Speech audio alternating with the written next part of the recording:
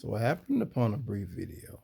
Um, in it, Senator uh, Dan Crenshaw is talking about, I guess you call it rhinos, public in name only. In essence, calling out Republicans who are primarily relying on optics and not substance. And I've done videos about the Civil War within the Republican Party and what will come out of the post-Trump era that we're now in. And I think that Mr. Crenshaw makes a really great point in his video. I'm sorry, he's a congressman. Yeah, congressman. Well, no, I said, yeah. Um, he calls them grifters, people who peddle an outrage, do absolutely nothing to further Republican policies. He talks about Lauren Boebert, Marjorie Taylor Greene, Jim Jordan, Matt Gaetz, and others. I'm getting all this from Farron Cousins, got a show on YouTube. He makes a great point that, and I would go back to what's guy named Steve King or whatever dude that was talking about what's wrong with white supremacy. Um, I would compare him to this. It's important to understand the era you're in. So you can't just look at politics as of what happened 15 minutes ago. You got to look at the people who are in there, who they're influenced by, and what their goals are. And that's much more than just sound bites, And anyway, get back to subject. When you look at comments like, I think it was Marjorie Taylor Greene called somebody a transvestite, and comments that have been made about Ilhan Omar and the Jihad Squad and stuff like that. For me, it's funny because I thought the Republican Party was really trying to be more than just a party of homophobia and racism and anti-Semitism and things like that. And what they're proving is they're not. They're nothing more than racists. They're nothing more than a stereotype many of them have put on them. The Republican Party is a party of racism. Pure and simple.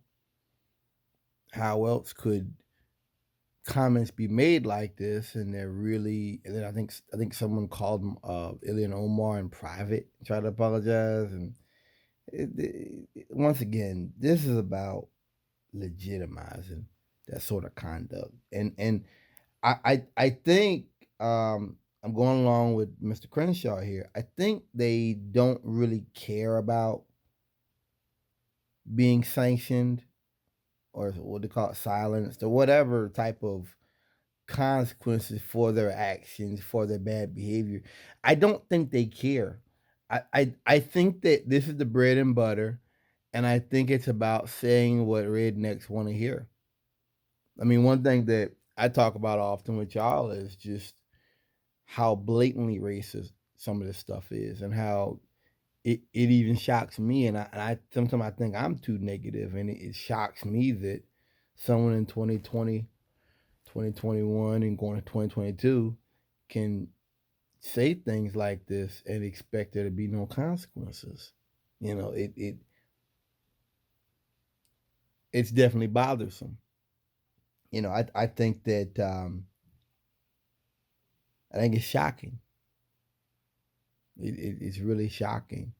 Um, and that's what you do when you have no political opposition, you have no programs, you have no plans to better lives. You just uh, pull out the racism.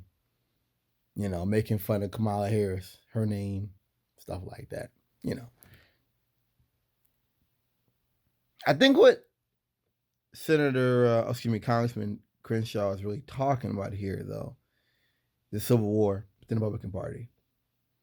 And I think what he's really referring to is the decision Republican voters have to make between um, homophobia and racism and real policies that benefit the public. I think that's what this comes down to is that, because if Miss Boebert and Marjorie Taylor Greene, if they keep talking the way they're talking and making moves they're making, they're going to be they're going to face consequences at some point or another, and that's going to harm their ability to create uh, policies that benefit Republicans, whether it be anti-climate change stuff, whether it be trying to slow things down, whatever. So the discussion's got to be: are Republicans tired of this? Are they thinking rationally, or do they just want this? Do they just want people who are agitprops, who deal in racism, deal in exclusionary politics, and are hearkening to a time long gone? I mean, when I heard one of them, I'm not trying to get him credit in this conversation.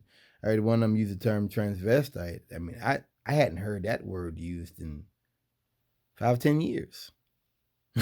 I mean, I'm like, I was kind of like, who talks like this? But that's the politics of exclusionary politics. That's what that is. That's the talking points. That's the, you know, um, I mean, Sam Cedar once said with Trump, he said something that I put in my head. He said that he looks at how people 20 years from now will look at Trump and the way we mishandled COVID. And I want to say, I want to add in, open that book and add in that book the actions of Marjorie Taylor Greene and Lauren Boebert.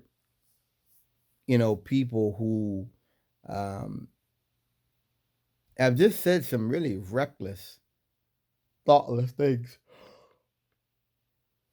and should be held accountable for some of this. I guess the voters will decide. Thank you for listening.